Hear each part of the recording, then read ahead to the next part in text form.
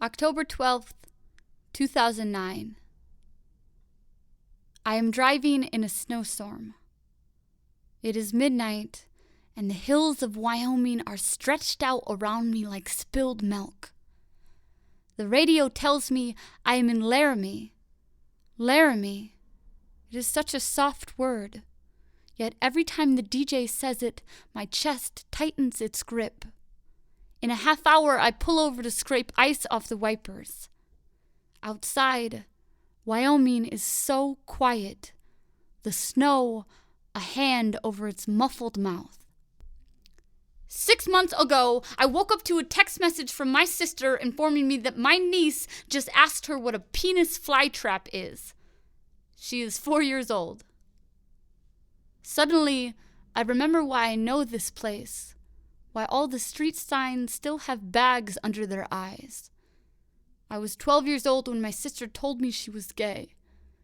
2 months later, he was found, tied to a fence post, left to dry up like a stalk of corn. It is almost 1 a.m, and for the first time in years, I am scared of the dark, afraid he will appear in my headlights, a scarecrow, a mile marker, still tied up as if waiting for me all these years.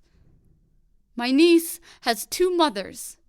She also has a brand new Dora the Explorer dollhouse she would love to show you. My niece does not think she's different, only that she's lucky. I say his name into the dark. I do not know what makes me say it, but suddenly I am embarrassed by how close he feels to my skin, as if he was leaning in from the passenger seat, whispering in my ear, "Do you hear me?" I will not learn until later, until after I have driven far from his state, away from the snowstorm, that Matthew Shepard died on October 12th, 1998 at 12:53 a.m.